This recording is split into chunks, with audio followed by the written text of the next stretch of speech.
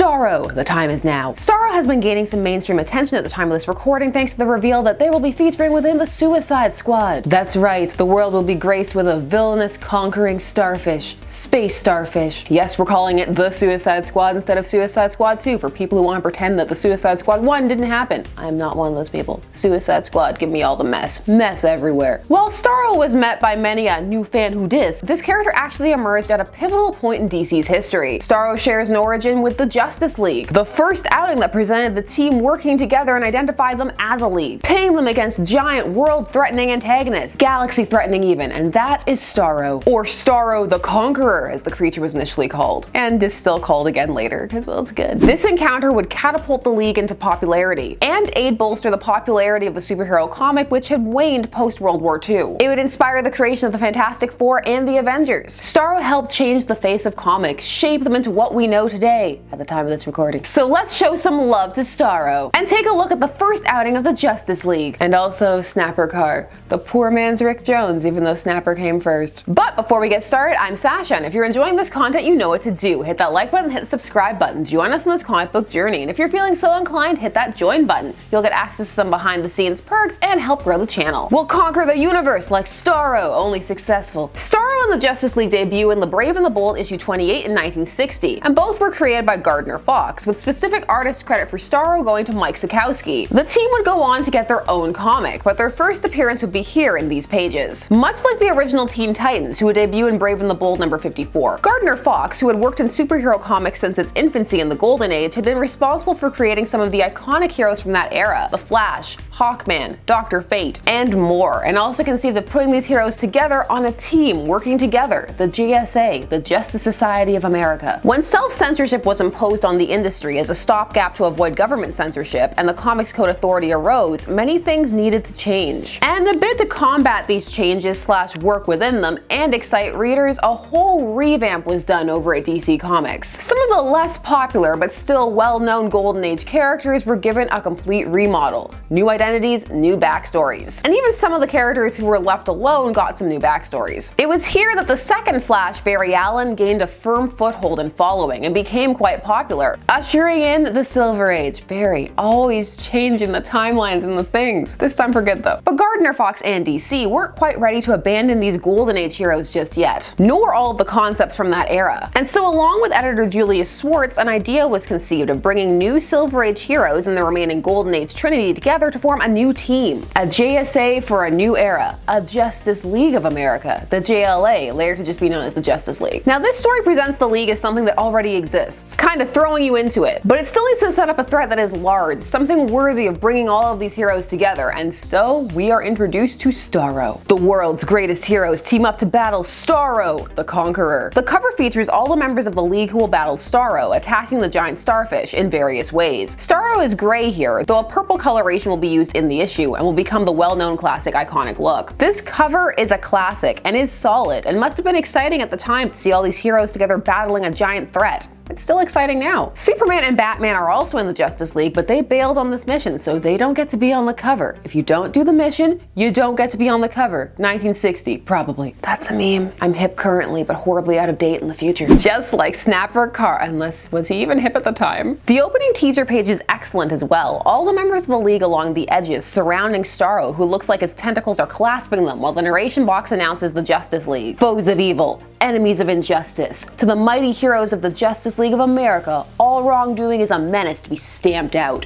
whether it comes from outer space, from the watery depths of the seven seas, or springs full-blown from the minds of men. The roll call: Aquaman, Wonder Woman, Superman, Green Lantern, Batman, Flash, John Jones. The order of this fascinates me.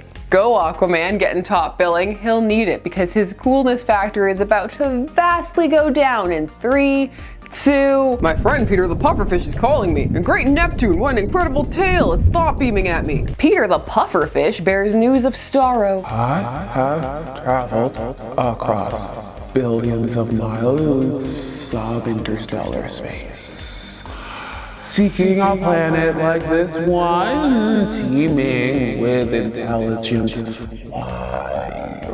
Starro Starro takes 3 starfish and makes them replicas of itself, sending each one out on a mission of conquest, and Aquaman decides that this is a job for the entire Justice League. The alert can't come soon enough for Wonder Woman, who is in the middle of turning down yet another marriage proposal from Steve Trevor. Bye, Steve. I have an important job to attend to. Understand, Angel. Hurry back. She's not hurrying back. Superman is in space, smashing up a bunch of meteors that were hurtling towards Earth into smaller pieces that will burn up in the atmosphere. So kind of important, so he can't come. Green Lantern was just testing a plane, so he's all in. But Batman bails. Just as I'm closing in on 2 arch enemies who have joined forces to loot Gotham City. Which 2? And also only 2? You just don't want to go. Don't pretend. He says he'll keep in touch constantly, but he's sure they won't need him. Flash is down, just has to stop a tornado first. And John Jones had some vacation saved up that he was going to use and thinks that what a perfect way to spend it, hanging out with his friends at the Justice League. Aquaman briefs them about the 3 modified starfish and says that they're all set to appear in different locations, so they're going to have to split up. Aquaman is going to patrol the seas and make sure that Starro doesn't create any more little Starros. Green Lantern will take one, the Flash another, and Wonder Woman and Martian Manhunter,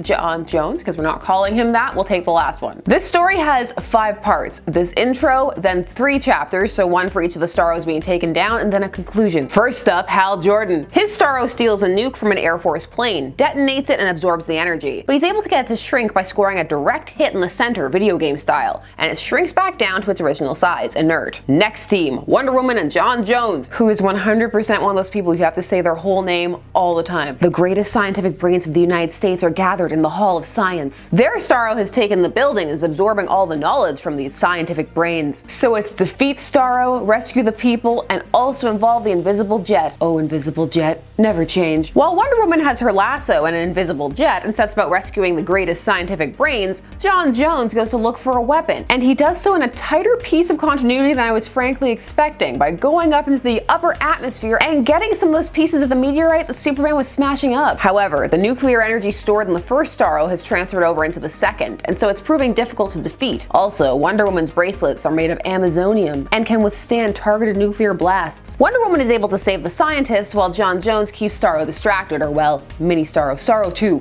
Starro Duplicate 2. As Wonder Woman uses her robot plane, as she calls it, to get back up to them, John Jones notes that it is growing weaker, and it too soon shrinks down and becomes inert. Which brings us to the Flash, but also to Snapper Carr, a hip kid who uses all the slang, and he's here because of everybody's favorite thing, editorial mandate. Snapper Carr was added at the insistence of then executive editor Whitney Ellsworth, who stated that the Justice League needed a teen member to be relatable and stressed that he had to be hip. And if anyone knows hip, it's middle-aged people who haven't hung out with teens for decades. They know what's hip and hanging, daddy-o. Ellsworth also had a template in mind. The character Kooky, as portrayed by Ed Burns from 77 Sunset Strip. Hi, Dad. Man, I dig how you had yourself a rumble with that Dixon Square this AM. He'd had it, Dad. Do I always have to bring you on? I hate him. The character also had to be a civilian, but then had to be on the League, but they had to be someone a bit more blank that the audience could relate to. So we were meant to imprint on and relate to Snapper Carr, who is the only citizen in Happy Harbor who's not affected by this Starro's mind control. Mom, Dad, Sis, you look like you're in Tranceville. What happened? Can't, it's too hip. It's too hip. What happened? Dig that crazy pinwheel. Starro senses that one in their midst is not under its control, and so tells them to destroy Snapper, but the Flash arrives just in time to save him. Everyone, Happy Harbor's in a trance except you. Why aren't you affected like the others? I don't know, Flash man. I'm bugged. I'm really swinging, casting orbs, and you like this Flash, like I'm having a happy mare, you dig? And for the first time in a long time, the Flash felt kind of slow. Harry essentially goes, that's nice, I'm going over here now, Starro things, and leaves, but Snapper runs after him. The Flash is able to trap the Starro in a whirlwind by running circles around it, but it manages to escape to a lake. But a lake is no match for the vibrational power of the fastest man alive. He red sees that Starro and sends the waves crashing down upon it, crushing it, and Snapper arrives. Huzzah! I guess they didn't get that far. Man, I never saw anything like that before. It was far out. The Flash brings Snapper with him to meet the rest of the Justice League because he knows that he'll be important to the plot later. Actually, it's because he's curious as to why Snapper wasn't affected like the rest of the city, and on the way they stop and talk to his family and get the information about where Starro was sending them. We see the main Starro was waiting for the people of Happy Harbor, and that all of this was a test. From each Starro, it learned something different. It learned it could absorb and use nuclear energy. It learned it could absorb how humans thought, and it got the knowledge from the scientists, and learned that mind control would be effective on the population. Starro wants to conquer the Earth as practice. First the Earth, then the universe. But the Justice League is on their way, and Hal wants first crack at it. But Starro sends up a beam, reads his mind, and turns itself yellow. Thanks for playing, Hal. Snapper, who is just in the battlefield, is hit by the beam, but it has no effect, so Barry's forensic scientist's brain goes into overdrive. He has Hal scan him with his ring to see what's different about him. Nothing actually, it's just that he's covered in lime, because he was using lime when he was doing some gardening at the start. So lime is Starro's weakness. So Hal gets some lime, which is just conveniently at a nearby farm, and redeems himself by dumping it all over Starro. Everybody gets to dump lime once Flash gets some from a warehouse, and so they cover Starro, turning it into a giant statue. Undone by lime, your weakness discovered by a super hip kid. Embarrassing. They make Snapper an honorary member of the Justice League for helping, and because the editorial staff made them. And he celebrates by doing what he does best, snapping. Oh, Snapper. You know, the tale of Snapper, aka Lucas Carr, is actually quite fascinating, even down to the fact that you don't learn his first name until years later. Some say he is part of the last Justice League story of the Silver Age before the Bronze Age takes a firmer hold. Also, to add to this tale, the fact that once they dropped all of this hip, super cool slang, he actually became less popular. But this video isn't about Lucas, it's about Starro. This is a decent coming together tale, though it is heavily structured and hence feels a bit repetitive. However, the shifting Starro abilities keep it interesting, as does the reveal of Starro's master plan. Starro, while a giant purple space starfish, does feel dangerous and like there is potential there, which there would turn out to be. Plus, it was cool to see everybody minus the world's finest turn up, and also work together well. Looking at you, Avengers. Now, following this, Starro would be shelved for quite some time, next appearing in 1977 in an Aquaman story. Starro's third appearance would once more pit the Space Star against the League in 1981's issues 189 and 190, starting off with the return of the Starfish Conqueror, which features the introduction of an iconic piece of Starro imagery, all the tiny Starros and the facehugger element, which is something that's stuck in people's minds, as it is featured in many adaptations which have deigned to include Starro. Starro aside, those couple of Justice League issues are very good. Did you know that Red Tornado is a good dad? Starro would be a villain who was utilized sparingly, but still left an impact. His backstory would be fleshed out as things went along. For a time, pre-New 52, Starro was reimagined as Kofi, a conqueror who had taken over the Starro entity's planet and bonded with the Queen and was controlling the Empire from the shadows. The New 52 went with more of a Kofi as a host body for Starro model. With the Omniverse in play at the time of this recording, we'll see what the future holds for Starro. And Starro would continue and continues to pop up again and again. It's potentially a very silly concept, but when played seriously shows that there can be a menace to this Starro. Starro will be appearing on the big screen live action in the Suicide Squad, so the world may know the glory of Starro the Conqueror. Potentially, we'll see. Time of recording. Tell me your thoughts. Are you fans of Starro? Do you see menace or potential in the concept? Or can you not get past the silly purple starfish? Leave a snap in the comments for Snapper. And while you're down there, please do all the YouTube things. Like, share, subscribe, hit that bell notification so that you never miss a vid. And thanks so much for taking some time out of your day to spend it discussing comics with me. I always appreciate it, and I'll see you again soon. Bye-bye.